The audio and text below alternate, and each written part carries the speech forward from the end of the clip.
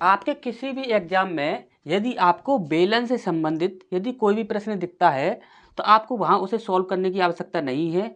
आप सिर्फ वहाँ पर तुक्का लगा कर आओगे, आपका जो आंसर होगा वह 100% सही निकलेगा, इसकी पूरी गारंटी हम लेते हैं। लेकिन शर्त ये रहेगी कि जो भी बातें हम आपको बताएंगे वो बातें आपको अच्छे से समझ लेनी होगी और उन्हें याद रखना होगा।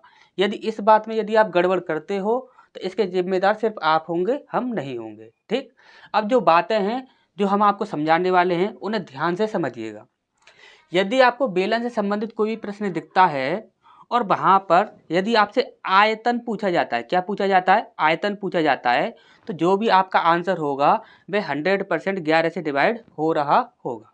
ठीक, यदि आपके प्रश्न में त्रिज्या दी गई है तो आप डायरेक्ट त्रिज्या से ही डिवाइड करके देख लीजिए। जो भी विकल्प आपका त्रिज्या से डिवाइड हो रहा होगा वही आपका आंसर होगा, जो त्रिज्या से डिवाइड नहीं होगा वह आपका आंसर नहीं होगा।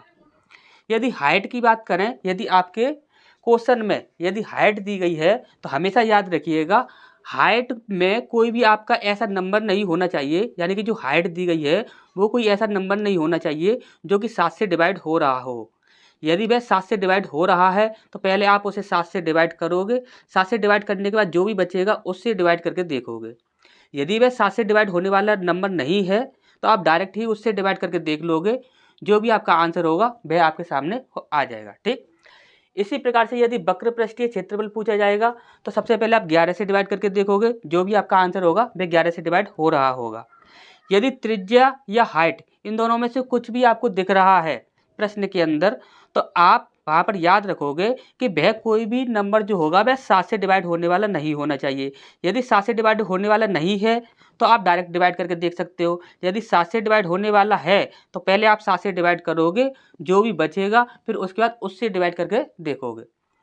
वक्र पृष्ठीय क्षेत्रफल में आपको एक बात और याद रखनी है कि जो भी आपका आंसर होगा वह 2 से भी डिवाइड हो रहा होगा। ठीक, इसके बाद संपूर्ण पृष्ठीय क्षेत्रफल की बात करें तो जो भी आपका आंसर होगा वह 11 से डिवाइड हो रहा होगा। यदि आपके प्रश्न में त्रिज्या दी गई है तो त्रिज्या को सबसे पहले आपको 7 से डिवाइड कर लेना है, यदि 7 से डिवाइड हो रहा है तो। यदि 7 से डिवाइड नहीं हो रहा है तो आप डायरेक्ट डिवाइड करके देख सकते हो। जो भी आपका आंसर होगा संपूर्ण पृष्ठीय क्षेत्रफल का वह आपका 2 से डिवाइड हो रहा होगा। ठीक,